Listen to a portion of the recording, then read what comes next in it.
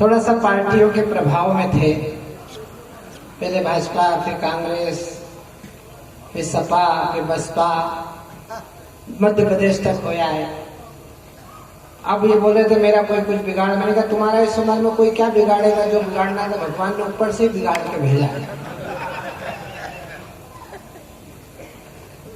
मैं केवल एक बात कहना चाहता हूं अखिलेश भाई से, और अगर मेरे से सहमति हो तो ताली इसलिए मत बजाना कि मैं किस बात के समर्थन में अपनी बात कह रहा हूं, लेकिन बात सच हो तो फिर पूरे सदन की तालियां उठनी चाहिए। लोग हमसे पूछ रहे हैं कि 11-12 साल में क्या किया, तो 11-12 साल की सरकार और 100 साल का संगठन, 4 पंक्ति में यात्रा सुना रहा हूं। चौथी पंक्ति पर ईमानदार श्रोताओं की सहमति की तालियां चाहता हूं। अगर आप खामोश भी रहे तो मैं विचार करूंगा कि कल से ये विचार गाना है या नहीं गाना है कि राष्ट्रवाद की उमंग, ताल से बजी मृदंग, देखो राष्ट्रभक्ति वाला रंग गहरा दिया, ज्ञान विज्ञान खेल कला संस्कृति की तान, खूब सोना चांदी जीत वाला सहरा दिया, और आपने जगा दिया है स्वाभिमान सेना का, तो इन भारती के लालों ने भी कड़ा पहरा दिया, और लाल चौक से मिली थी हमको चुनौती कभी, देखो घर घर पे तिरंगा फहरा।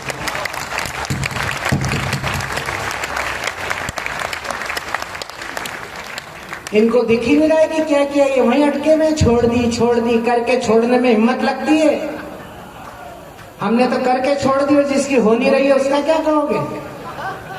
52 साल का कुंवारा देश जोड़ने निकला था, देखा था कि नहीं आपने? मैंने कहा घर तो जोड़ लो, घर नहीं जोड़ा। 52 साल का कुंवारा देश जोड़ने निकला, और निकला कहां से? कन्याकुमारी से।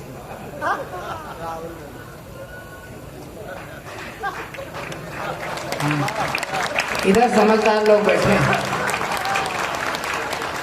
कन्याकुमारी से निकल के भैया कश्मीर गए देश जोड़ने। मैंने कहा कश्मीर से निकल के कन्याकुमारी जाते तो तुमको बहू मिल जाती, एमपी जी को बहुमत मिल जाता। और यात्रा भी क्या बढ़िया रही चौबे जी, आपने आनंद लिया कि नहीं लिया उस यात्रा का? 15 किलोमीटर केरल में यात्रा नहीं चली और किसान आ गए, बोले फसल नष्ट हो गई। तो भैया जी ने कहा खुले में क्यों हुई थी? राजनीति की तमाम विकृतियों पर कभी अपनी बात कहना चाहता है, कभी किसी पार्टी का नहीं होता है, ना किसी पार्टी के पक्ष में होता है, ना खिलाफ होता है। ये अगर इनके घर के ही हो जाते तो पार्टी के हो सकते थे। घर के नहीं हुए जो लोग, जिन लोगों ने पूरी हिम्मत के साथ बोलेंगे, जो सही है वो बात बोलेंगे, साहिबो हम कलम के बेटे हैं, कैसे दिन को रात बोलेंगे। लेकिन मैं जिस कवि सम्मेलन में बैठा हूं, इस कवि सम्मेलन को अगर अपने गीत के प्रांजल स्वर से कोई कवि स्नान करवा सकता है, शाही स्नान करवा सकता है, आपके हृदय के दरवाजे पर दस्तक देकर अपने मासूम कलम से हस्ताक्षर कर सकता है, वो बहुत प्यारा और प्रांजल नाम प्रियांशु गजेंद्र का है।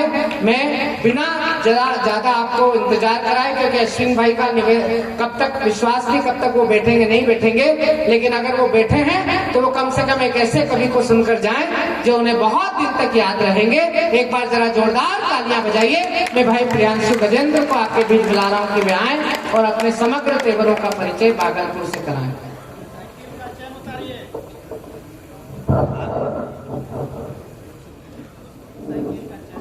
तो प्रणाम करता हूँ। मैं भागलपुर पहली बार आया हूँ, और बिहार जब आता हूँ, बिहार के लोग कविता सुनते हैं, बहुत अच्छा सुनते हैं, और आप आज सुनेंगे या नहीं तो मैं नहीं जानता, लेकिन मुझे विश्वास है, इसी विश्वास के साथ खड़ा हूँ कि आप बहुत अच्छा सुनेंगे। मंच पर बहुत ही वरेण्य कवि हैं, जानी बैरागी जी, हमारे सुदीप भोला जी, डॉक्टर भुवन मोहिनी जी, अखिलेश जी ने पढ़ा है, और शशिकांत जी संचालक बहुत अच्छा कर रहे हैं। मैं सबको प्रणाम निवेदित करता हूं। हमारे राजनीति के बड़े लोग बैठे हैं, मैं उनको भी प्रणाम निवेदित करता हूं। और पहली बार देख रहा हूं कि राजनीति के लोग इतने संलग्न होकर कविता सुन रहे हैं, अन्यथा ज्यादातर उद्घाटन करते हैं और चले जाते हैं। तो मैं विशेष रूप से उनको प्रणाम निवेदित करता हूँ कि वो कविता सुनने के लिए बैठे हैं।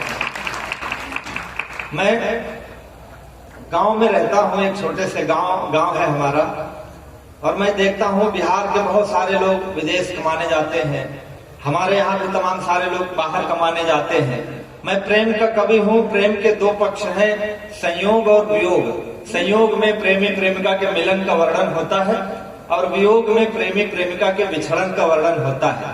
तो मैं दोनों पक्षों को थोड़े थोड़े चित्र आपको दिखाऊंगा, आप क्या सुनेंगे वो देख करके कि आप क्या सुनना चाहते हैं। स्वागत। तो हमारे गांव से बहुत सारे लोग कमाने जाते थे, तो गांव की स्त्रियां बड़ी व्यथित होती थी। ये एक लोक गाथाएं हैं। हिंदी साहित्य में भक्ति काल है, भक्ति काल में सगुण निर्गुण दो भेद हुए हैं। निर्गुण वाले कवि मानते हैं प्रेम आश्रय शाखा के कवि की पति अगर परदेश गया है तो वो किसी चतुर स्त्री के चक्कर में पड़ गया होगा और उसी के कारण वो वापस नहीं लौटा। मलिक मोहम्मद जायसी इसके बहुत बड़े कवि हुए हैं। उनका राजा रत्न सेन सिंघल द्वीप जाता है और कहते हैं जायसी जी की नागमती चितौर पथहेरा, पिय जो गए पुन कीन न फेरा, नागर गाँव नार बस परस हुई मोर पिय मोर सुहरा। वो कहते हैं वो किसी चतुर स्त्री के चक्कर में पड़ा है इसलिए नहीं आया है। भोजपुरी के शेक्सपियर कहे जाते हैं भिखारी ठाकुर, आप सब जानते ही होंगे, मैं क्या बताऊंगा। उनकी विदेशिया लोक कथा है जो हमारे उत्तर भारत में खूब चलती है। उसमें वो लिखते हैं कि परदेश जो कलकत्ता कमाने जाते थे लोग, वहाँ की जादूगरनी स्त्रियां होती थी, उनको तोता बना के पिंजरे में बंद कर लेती थी और महीनों नहीं छोड़ती थी। बाद में कोई परदेशी जाके छुड़ाता था। भिखारी ठाकुर का विदेशिया का एक टुकड़ा है, याद है मुझे, मैं सुनाता हूँ कि बेरिया की बेरिया में बरजी बलमुआ हो, मत जा पूर्ववा के देश, पूर्व के दसवा में बारी बंगलिनिया, जदुआ से मरी है शरीर, जदुआ चलाए तो है सुगना बनी है, रख लिया है लोहे के पिंजरवा बलमुआ, मत जा पूर्ववा के देश। तालियां आपकी कमजोर है। मैं अभी शुरू करता हूँ। अब सबको मालूम है कि जादू टोना नहीं है।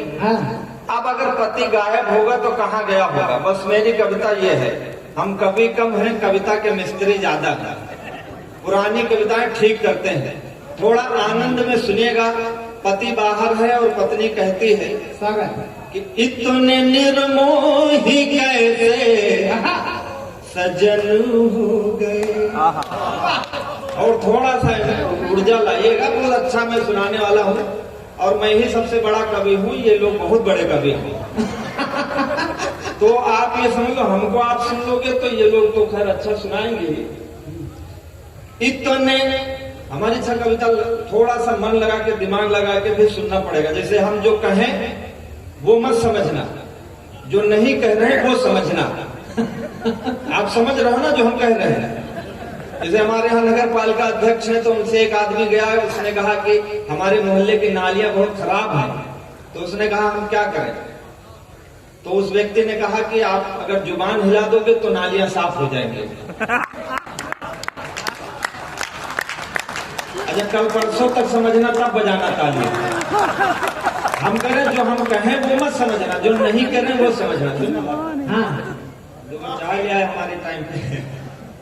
इतने निर्मोही कैसे सजन हो गए, किसकी बाहों में जाकर मगन हो गए, लौट कर के न फिर आए परदेश से, लौट कर के न फिर आए परदेश से, आदमी ना हुए काला धन हो गए। बस इतनी तालियों में हमारे बाल बच्चे पल जाएंगे। और रहने दो, इतनी भी मत बजाए, इतना लोड न ले। पत्नी कहती है कि चले आओ, सुहावना मौसम है और इस सुहावने मौसम में तुम्हारा बाहर रहना अच्छा नहीं है। अब आपकी तालियां और ज्यादा बजे, मैं सुनाता हूँ। स्वागत स्वागत स्वागत स्वागत। रुत चली जाएगी फिर से आनी नहीं, रुत चली जाएगी फिर से आनी नहीं, यह जवानी रहेगी जवानी नहीं, सब्र की एक सीमा भी होती पिया, धैर्य की एक सीमा भी होती पिया, हर किसी का तो दिल आडवानी नहीं। थोड़ा थोड़ा जो हम कह रहे हैं वो ना समझना, और थोड़ा सा ये तमाम सारे लोग राजनीति पर, वो हमारे अखिलेश जी कह रहे थे, मैं भी 4 पंक्तियां पढ़ता हूँ, थोड़ा आपको समझना पड़ेगा। तमाम सारे लोग जब सत्ताएं बदलती हैं तो तमाम सारे लोग गायब हो जाते हैं और तमाम नए लोग का उद्भव होता है। बहुत बारीक तरीके से कहता हूँ, आप 68 सालों से कविताएं सुन रहे हैं, ये 4 पंक्तियां सुनकर मुझे बताइएगा कि आप अच्छी कविता सुनते हैं। स्वागत।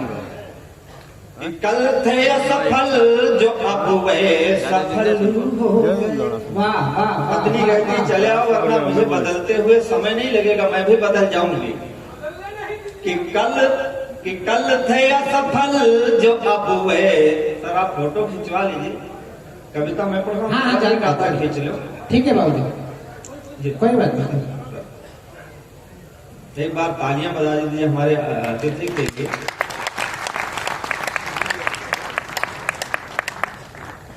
कि कल थे असफल जो अब वे सफल हो गए।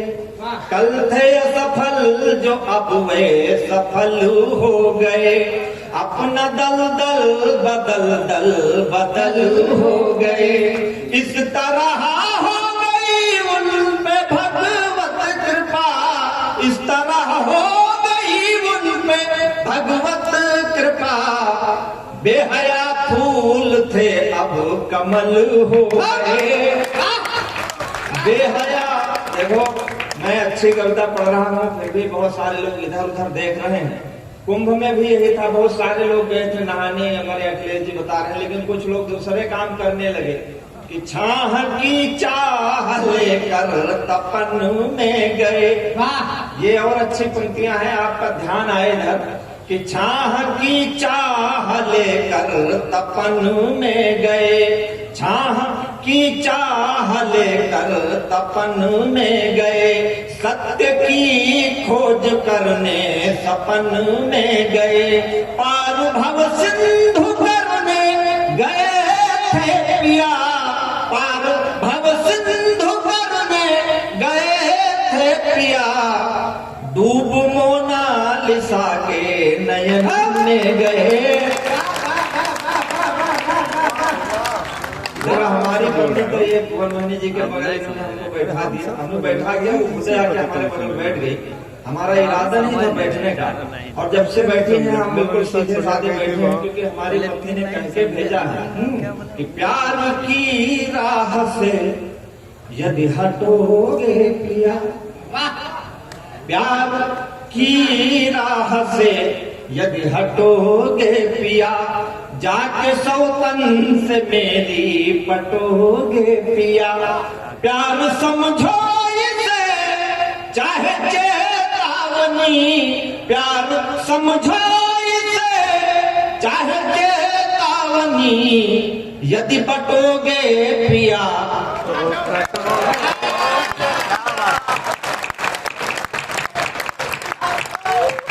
वो नहीं था, आप समझ रहे हो, वो नहीं है। एक बार तालियां बजा दीजिए, बढ़िया।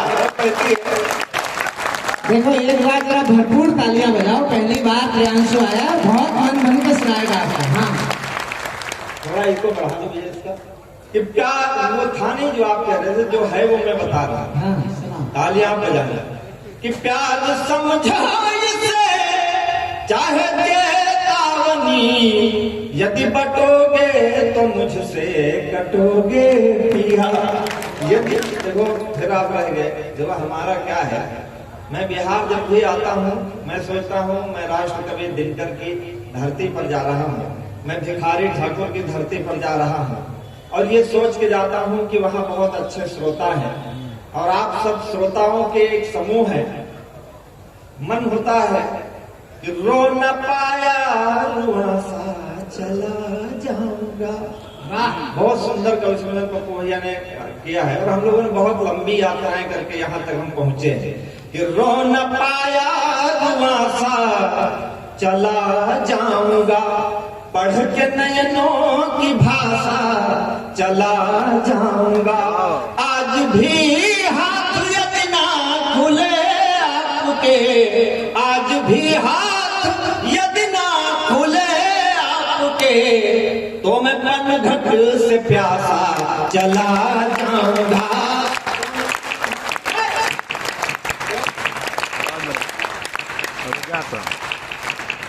आपने थोड़ा सा मन किया है, ये अच्छा लगा। देखो हम कभी लोग क्या है, रोज घूमते हैं। पहली हमने मोहब्बत करी थी, हमारा दिल टूटा तो हम कवि हुए। हमने दूसरी मोहब्बत आपसे की है, आप भी अगर हमारा दिल तोड़ोगे तो तीसरी जगह हम कहाँ जाएंगे। बात यह है कि जब अच्छी जगह जाते हैं तो मानते हैं कि अच्छे श्रोता मिलेंगे, अन्यथा हमारा काम है कवि सम्मेलन करना, कविता करना। और कई बार सर हम लोग गधों के मेले में कवि सम्मेलन करके आते हैं। हमारे शशिकांत जी बड़े कवि हैं, एक बार पुष्कर के गधों के मेले में इन्होंने कवि सम्मेलन करवाया। अब वहां इनकी जान पहचान थी।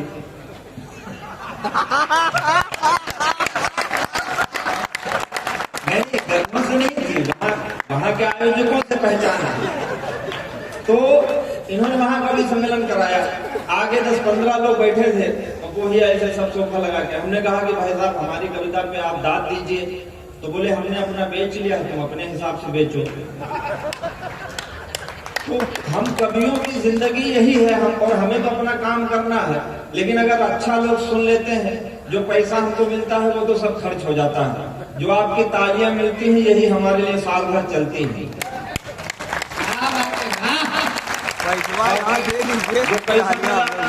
बच्चों की पढ़ाई में, घर के राशन पानी में सब खर्च हो जाता है।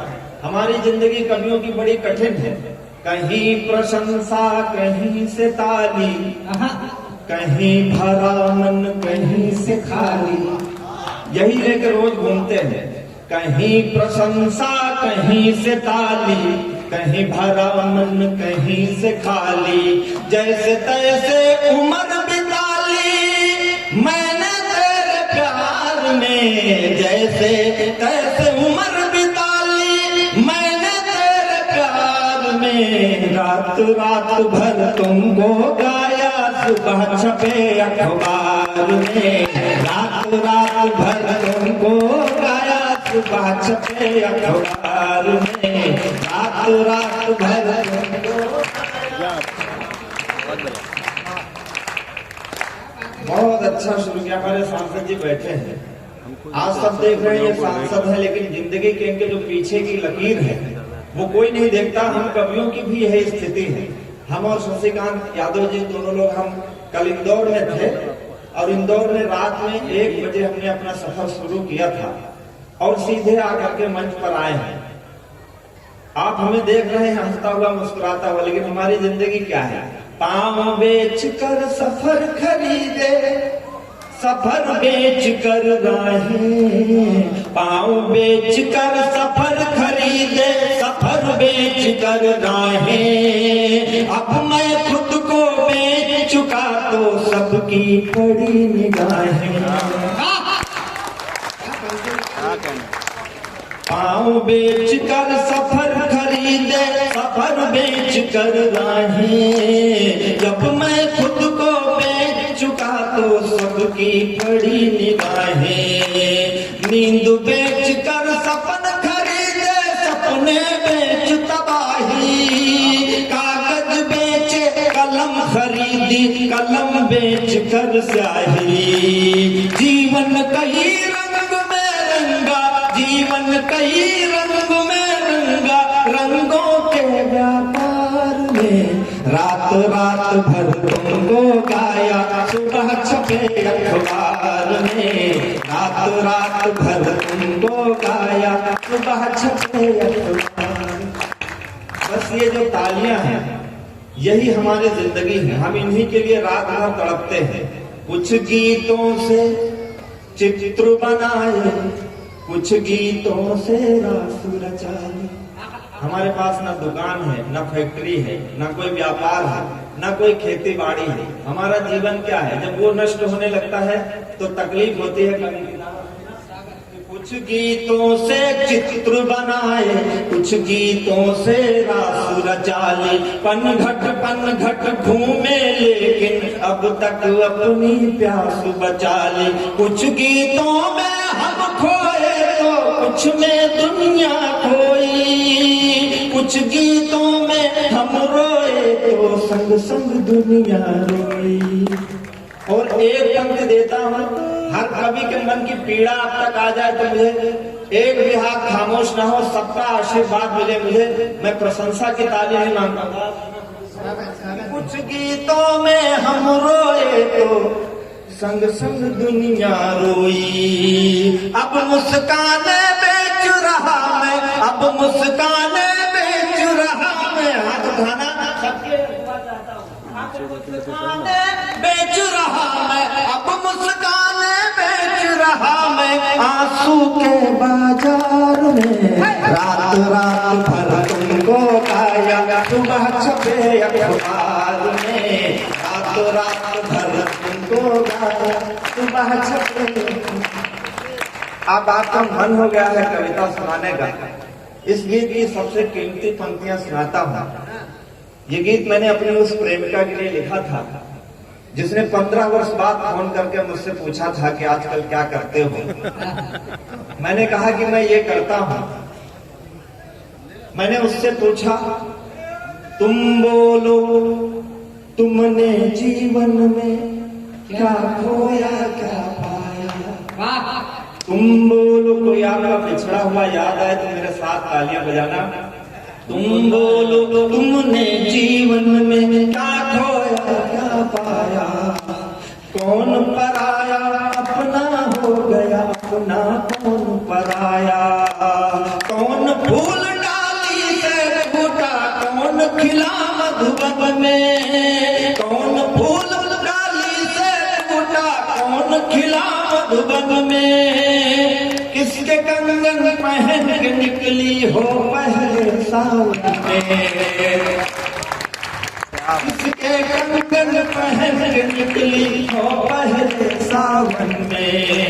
किस खुशबू से महक रही हो, किस खुशबू से महक रही हो, किस निष्ठुर संसार में। रात रात भर तुमको गाया, सुबह छपे अखबार में। रात रात भर तुमको गाया, सुबह छपे। आप बहुत अच्छा सुन रहे हैं। हमारी एक पत्नी है, एक ही वो है सांसद जी। हमारी अभी एक है, हमने अपना भविष्य थोड़े देखा है। अब आपको अपना भविष्य पता हो तो अलग बात है। जब इस देश में 80 साल में मांगलिक कार्यक्रम हो रहे हैं तो हम उम्मीद क्यों तोड़े। अभी हमारी कितनी उम्र हुई है। तो मेरी पत्नी ने सांसद जी, मतलब हमारा पहली बार ही विवाह हुआ था, तो हमारी पत्नी ने कहा कि आप कवि हो। हमने कहा हाँ है। तो बोली हमारी सुंदरता में कुछ कहिए। तो पहले के जो कवि होते थे, सूरदास जी, तुलसीदास जी, कबीरदास जी, दिनकर जी की उर्वशी निकलती है तो उनको गालों में गुलाब दिखता था, होठों पे कमल दिखता है, बालों में बादल दिखता है, चाल में हिरनी दिखती है। और हमारे जमाने में डैमेज जींस वाली नायिकाएं निकलती हैं। तो सौंदर्य का जो भयावह स्वरूप हमारी आंखों में समाया है, उस स्वरूप का मैं वर्णन करता हूं। तालियां बजाते जाओ जहां जहां आपको अच्छा लगे। हमारे भीतर एक अध्यापक है, इसलिए थोड़ा शब्द शैली इधर उधर हो जाती है तो उसको मैं क्षमा मांग लेता हूँ पहले से। हम जब बचपन से ही बहुत विलक्षण प्रतिभा के धनी थे। जिधर स्कूल में पढ़ते थे इंटरमीडिएट में, बिल्कुल सच्ची घटना है, तो जिधर से सौंदर्य गुजरता था उधर हम साइकिल की चैन चढ़ाते थे बैठ के। हमारा आध्यात्मिक कारण था। हम अयोध्या के पास रहते हैं। हमारा मानना है कि